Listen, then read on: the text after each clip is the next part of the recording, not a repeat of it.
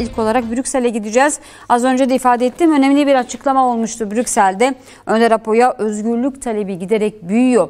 Hem birçok kesimden yürütülen kampanyalar var. Özellikle İngiltere'deki işçi sınıfının önemli bir kampanyası var. Son bir yılda da hukuk alanındaki yürütülen çalışmalar ve kampanyalarda dikkat çekiyor. Bu çalışmalar sonucunda 350 avukat, 22 ülkeden 350 avukat İmralı'ya gidebilmek için Türk Adalet Bakanlığı'na başvuruda bulunduklarını duyurdular. O açıklamayı gazeteci arkadaşımız Erem Kansoy takip etti. Hemen Erem'e soralım ayrıntılarını. Erem, yayınımıza hoş geldin. Erem, günlerdir beklenen bir açıklamaydı. Dün de duyurusu da yapılmıştı. Merhabalar, iyi yayınlar. Teşekkür ediyorum. Senden ayrıntılarını dinleyelim. Basın açıklamasına katılan avukatlar neler söyledi, neler konuşuldu?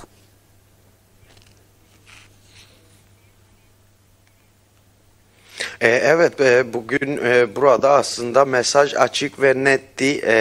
Bugün Hindistan'dan Brezilya'ya, Brezilya'dan Güney Afrika'ya, Güney Afrika'dan Avrupa'ya, dünyanın her yerinden 350 avukat İmralı'da Önder Apo'yla görüşme talebinde bulunuyor. Özellikle tecritin, izolasyonun insanlık dışı bir muamele olduğu, insanlık dışı bir aslında bir işkence olduğunu vurguladılar.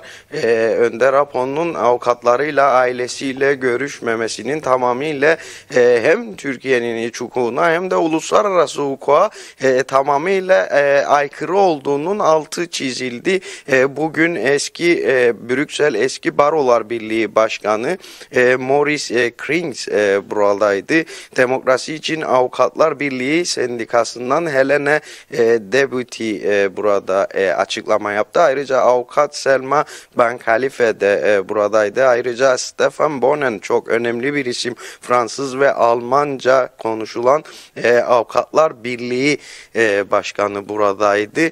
Özellikle bahsettiğimiz gibi tecritin kırılması, Önder Apo'nun avukatlarıyla bir an önce görüşmesi için 350 avukat, dünyanın her yerinden 350 avukatın başvurusunun gerçekleşeceğini söylediler. Ayrıca medya haber olarak biz avukatlara da mikrofon uzattık. Onların mesajı ise Kürt halkıyla dayanışma oldu. Önder Apo'yla dayanışmayı büyütecekleri bu Öcalan'a özgürlük kampanyası ve özellikle hukuksal boyutuyla da daha ciddi adımlar atılacağı, daha fazla çalışılacağının sözü verildi burada.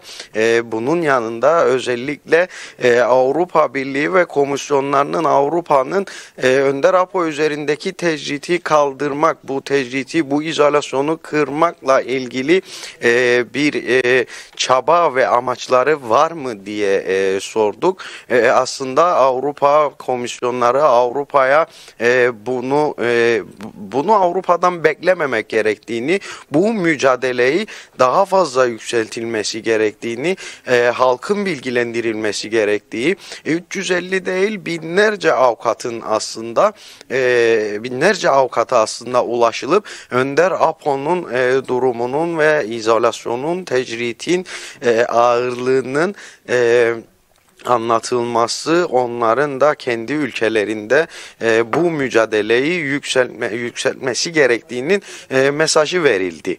Peki Erem, teşekkür ediyorum bize aktardığın bilgiler için. Tabii ki bu konuyu konuşmaya devam edeceğiz. Medya Haber TV olarak teşekkürler. Kolay gelsin. Evet değerli izleyenler, gazeteci arkadaşımız Erem Kansoy aktardı. Brezilya'dan Güney Afrika'ya, Güney Afrika'dan Avustralya'ya kadar 22 ülkeden 350 avukat bugün başvuru yaptı ve Önder Apo ile görüşebilmek için Türk Adalet Bakanlığı'na bir başvuruda bulunduklarını duyurdular. Tabii ki önemli bir gelişme. Bu konuyu takip etmeye devam edeceğiz değerli izleyiciler.